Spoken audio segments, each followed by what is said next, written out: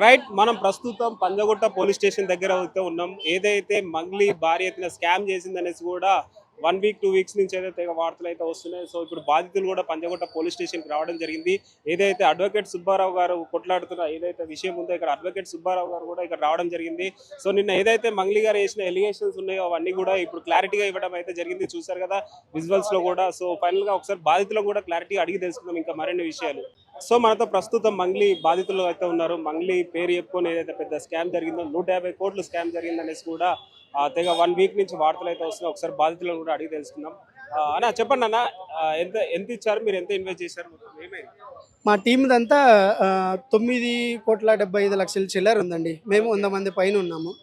మేము సంవత్సరం అయింది అంతే. మేము ఆల్రెడీ వాళ్ళు 2-3 ఏళ్ళ నుంచి రన్ చేస్తున్నారు.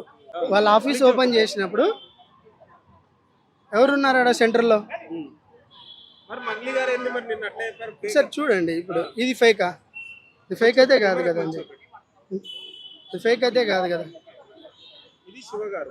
మధ్యలో రమవత్ మధు, తర్వాత వాళ్ళు, తర్వాత ఈయన బాలాజీ నాయకు, తర్వాత రమవత్ బావ, భరత్ చౌహాన్, వీళ్ళంతా వాళ్ళ బ్యాచ్. మంగ్లీ గారు అయితే మాకు ఇన్వాల్వ్ చేయకుండా మాకు సంబంధం లేదనేసి కూడా చెప్తున్నారు. మరి ఏం చెప్తారు? డే 1 నుంచి అదే తప్పించుకోవాలని చూస్తున్నారు. ఎందుకంటే ప్రీ ప్లాన్డ్గా ఉన్నారు కదండి. ఎక్కడ వాళ్ళు ముందుకొచ్చి నిలబడలేదు కాబట్టి ఇలాగా వాళ్ళు ప్రీ ప్లాన్డ్గా ఉన్నారు కాబట్టి వాళ్ళు డైరెక్ట్గా రాలేదేమో. ఇట్లా మధ్యలో పెట్టి మా డిమాండ్స్ ఏం లేదండి. మాకు న్యాయం కావాలి. మా డబ్బులు మాకు ఇప్పిస్తే చాలు. మా డబ్బులు మాకు ఇస్తే చాలండి. అవును అవునండి. అంతా రాంగ్ అండి. మేము కూడా ఆ రోజు అవును అంతా రాంగ్ అండి. అంతా రాంగు. ఎందుకంటే మేము ఎంత చెప్పినాక ఆయన 2 నెలలు వెయిట్ చేశాడు. చెప్పిన వెనకనే యాక్షన్ తీసుకోలేదు. నిజాలు ఉన్నాయా లేదనేది ఆయన తెలుసుకున్నాకనే మాట్లాడుతున్నాడు. సార్ కూడా బ్లాక్మెయిల్ ఎందుకు చేస్తారండి? మీకు ఓపెన్గా చెప్తున్నారు కదా, మీడియా ముఖంగా మా బాధ్యతలకి న్యాయం చేస్తే చాలా అని చెప్తున్నారు. దీంట్లో బ్లాక్మెయిల్ ఎక్కడ ఉందండి? చెప్పండి అమ్మా, మీరు ఎప్పటి నుంచో బాధపడుతున్నారు, మీ డబ్బులు ఇన్వెస్ట్ చేశారనేసి. నిన్న మంగ్లీ గారు ప్రెస్ మీట్ పెట్టేసి మమ్మల్ని ఇన్వాల్వ్ చేయొద్దనేసి చెప్తున్నారు. శివకు సంబంధమే లేదనేసి కూడా చెప్తున్నారు. ఏం చెప్తున్నారు? ఓకే సార్, సంబంధమే లేదు అని అంటే ఇప్పుడు మీరు నన్ను చూడంగానే గుర్తుపట్టిరు. అమ్మ నన్ను గుర్తుపట్టిరా అని అన్నారు. అంటే నెల కిందటే మేము మీకు ప్రెస్ మీట్ పెట్టినాము ఓయూ యూనివర్సిటీలో. అప్పుడే ప్రెస్ మీట్ పెట్టి అప్పుడే మాట్లాడినప్పుడు అప్పుడే వచ్చి చెప్పొచ్చు కదా మాకు సంబంధం లేదు, మా తమ్ముడికి సంబంధం లేదు, నా పేరు ఎందుకు వాడుకుంటున్నారని అప్పుడే ఈ రకంగా బయటకు వస్తే ఏదో ఒకటి జరుగుతుండే కదా. ఇప్పుడు అంతా జరిగినాక మేమందరం కేసులు పెట్టినాక అసలు మధు అనేటోడే తెలియదు అని అంటే అప్పుడే మీ ముందే చెప్పారు కదా. లాయర్ వచ్చిండు, మధుతో లాయర్ అంటే మంగ్లీ మేడం వచ్చింది, మధుతో మాట్లాడిచ్చింది అని మీ ముందే చెప్పిండు. ఇప్పుడు వచ్చి మధు అంటే ఎవరో నాకు తెలియదు అన్నప్పుడు ఫోన్ కాల్ ఎట్లా మాట్లాడించిన? మా అందరి దగ్గర లేని నెంబర్ ఆమె దగ్గర ఎట్లా ఉంది? శివన్ కూడా పక్కన పెట్టుకొని కూడా ఈయన మా తమ్ముడు, మా శివ ఎవరో మాకు సంబంధం లేదు, మా శివన్ తమ్ముడు ఎందుకు లాగుతున్నారని కూడా అంటున్నారు సార్. అక్కడ వాస్తవానికి మేడం మాట్లాడడానికి కూడా అక్కడ కారణం ఏంటంటే డబ్బులు లెక్క పెట్టింది శివ కాదు, కంపెనీ CEO భరత్. ఈ మన ప్రెస్ వాళ్ళు తప్పుగా రాసుకున్నారు కావచ్చు, మంగ్లీ మేడం తమ్ముడు డబ్బులు లెక్క పెడుతున్నారని. అతను మాతో పాటు ఫొటోస్ దిగిండు, అన్ని ఉన్నాయి సార్. ఇవన్నీ చూడండి. ఇవి మాకు మంగ్లీ మేడం కానీ మంగ్లీ వాళ్ళ తమ్ముడు కానీ మా అందరికి డైరెక్ట్గా రాడు సార్. ఒకటి ఏంటంటే మాకు ఒక గ్రూప్ అనేది ఉంటుంది. గ్రూప్లో ప్రతిదీ షేర్ చేస్తారు, ఒక్కొక్కరికి కాల్ చేయరు. ఇప్పుడు ఈరోజు ఇక్కడ మీటింగ్ కావాలంటే గ్రూప్లో చెప్తారు, అందరం వస్తాం తప్ప ప్రతి ఒక్కరికి కాల్ చేసి మేము మాట్లాడుకోము. ఆ రకంగానే గ్రూప్లో అన్ని కాల్స్ పెడితే వాళ్ళు కలిసినవి ఇవన్నీ. ఇతను సార్ భరత్, ఆ డబ్బులు లెక్క పెట్టిన పర్సన్ ఇతను. మన వనం రిసార్ట్లో మీటింగ్ పెట్టినప్పుడు ఈ భరత్, ఇతను అభిషేక్ నాయక్, ఇలా రాజకీయంలో ఉన్నాడంట యూత్గా. ఇతను చూడండి, ఏం సంబంధం లేనప్పుడు శాల్వాలు కప్పి బుకేలు ఇచ్చుకుంటా ఈ మధు అనే పర్సన్ ఎందుకు చేస్తున్నాడు సార్? సంబంధమే లేదు కదా. సెలబ్రిటీ అయితే మంగ్లీ మేడం సెలబ్రిటీ కదా.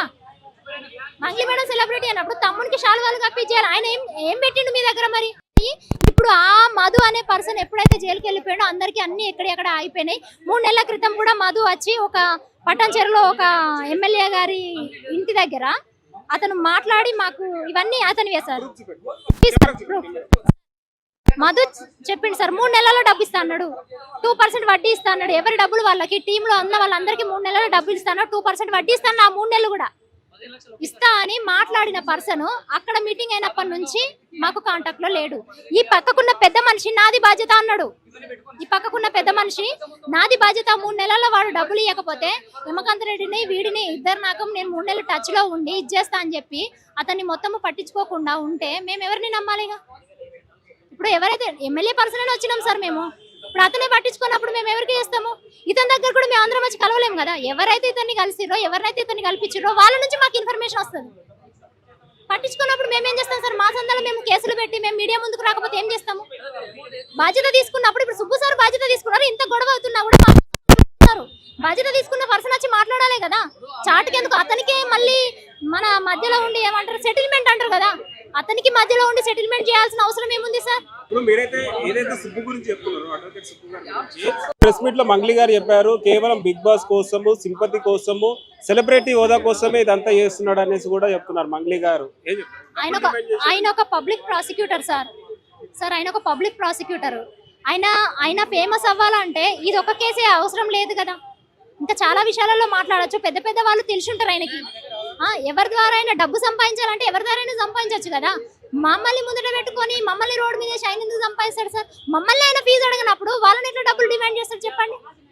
మీ ముందే చెప్పిండు కదా ఆ రోజు, వీళ్ళందరూ లేని వాళ్ళు నేను డబ్బులు పెట్టుకొని మీడియా వాళ్ళని పిలిపించుకొని మా కోసం మిమ్మల్ని అందరినీ పిలిచి మా బాధను మీ ముందు ఆయన చెప్పిండు. ఏదో ఒక వీడియో చూపించుకుంటూ చూడండి ప్రూఫ్ చూపిస్తున్నారు అని డబ్బులు డిమాండ్ చేసిన అనేసి కూడా బ్లాక్ మెయిలింగ్ చేసిందని కూడా చెప్తున్నారు సార్. ఇప్పుడు నేను స్టార్టింగ్ నుంచి మాట్లాడింది వదిలేసి నేను కేవలం ఆమె తిట్టిన రెండు ముక్కలనే మీరు చూపిస్తే అది నిజమైపోద్దా? అది తిట్టడానికి గల కారణం ఏందనేది కూడా చూపించాలి కదా సార్. ఆ మాట నేను అడగడానికి కూడా కారణం ఏందో చూపించాలి కదా. లేదు మీరు అన్నది వదిలేసి నేను అన్నది మాత్రమే మాట్లాడితే ఎట్లా? ఏం లేదు సార్, మా డబ్బు మాకు కావాలి అంతే. ఎట్లాగో రోడ్డు మీద పడ్డాము, ఇంకెంత దూరమైనా వెళ్ళడానికి సిద్ధం. రమ్మనండి. ఇప్పుడు చిన్న వాళ్ళము, మేము ఎక్కడో కూలినాలు చేసుకునే వాళ్ళమే వచ్చి ఇంత పోరాటం చేస్తున్నప్పుడు ఆమె పేరు ఇంత వాడుకొని మొత్తం ఎక్కడ న్యూస్ ఓపెన్ చేసినా, ఎక్కడ ఇన్స్టాగ్రామ్ కావచ్చు, ఫేస్బుక్ కావచ్చు, యూట్యూబ్ లో ఆమె పేరే వస్తున్నప్పుడు ఒక సాధారణ వ్యక్తి ఆమె పేరు ఎట్లా వాడుకుంటాడు? అదే నేను వాడుకుంటే నన్ను వదిలిపెడుతురా సార్? ఎంతో కొంత సంబంధం లేకుండా ఒక పర్సన్ ఆమె పేరు వాడుకొని అన్ని కోట్లు ఎట్లా వసూలు చేస్తాడు? అది ఆమె వచ్చి మాట్లాడమనండి. రామావత్ అనే మధు పర్సన్ ని పెట్టుకొని ముందర పెట్టుకొని వీళ్ళంతా వచ్చి మా దగ్గర కలెక్ట్ చేసుకున్నాడు. శివ చౌహాన్ కూడా మనకి మా దగ్గరకు వచ్చినాడు, కర్నూలుకి వచ్చినాడు, డోన్కి వచ్చినాడు, దేవరకొండ, కొండమల్లపల్లికి కూడా వచ్చినాడు. ప్రతి ఒక్క బిజినెస్ డీల్కి ఆయన వచ్చినాడు. ఆ రోజు చెప్పేటప్పుడు అన్ని చెప్పినాడు. ఈ రోజు మేము రామావత్ మధు అకౌంట్ గోకులందన అకౌంట్ కి మేము సెండ్ చేసినాం అనమాట. దానికి మొత్తం అనేది 5-6 మంది ఉన్నారు. దానికి మొత్తం హెడ్ మంగ్లీ. 100% మా దగ్గర వచ్చి మా వాళ్ళతో ఫోటో దిగినాడు. మా వాళ్ళతో మా టీం వాళ్ళతో అందరితో ఫోటోలు దిగినాడు. ఇప్పుడు దొంగతనం చేసిన దొంగ నాకు ఉందని ఒప్పుకోరు కదా ఎవరైనా సరే. 100% ఆమె ఇన్వాల్వ్మెంట్ ఉంది.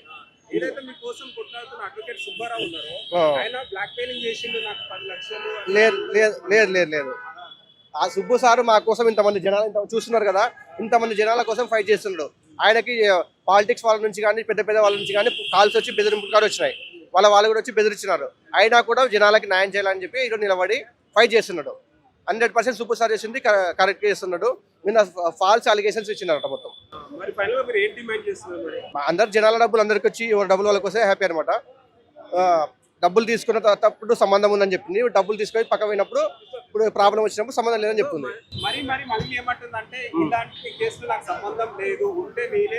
ఎక్కడ రమ్మంటే అక్కడ వస్తా అని చెప్పింది కదా. రామావత్ మధు అనే పర్సనల్ నెంబర్ ఆమె దగ్గర ఉంది. ఆమెతో డైరెక్ట్ గా కాంటాక్ట్ లో ఉన్నారు. వాడిని తీసుకురామను, భరత్ చౌహాన్ ని తీసుకురామను, మంగ్లీని రామను, వాళ్ళ తమ్ముని రామను, మేము అందరం వస్తాం. ఆ రోజు బయట పడుతుంది కదా, మీడియా సభ్యుల ముందరే మేము మాట్లాడతాం. ఆ రోజు వాళ్ళు చెప్పిన నిజమా పదం మేము మొత్తం కక్కిస్తాం. ఒకటి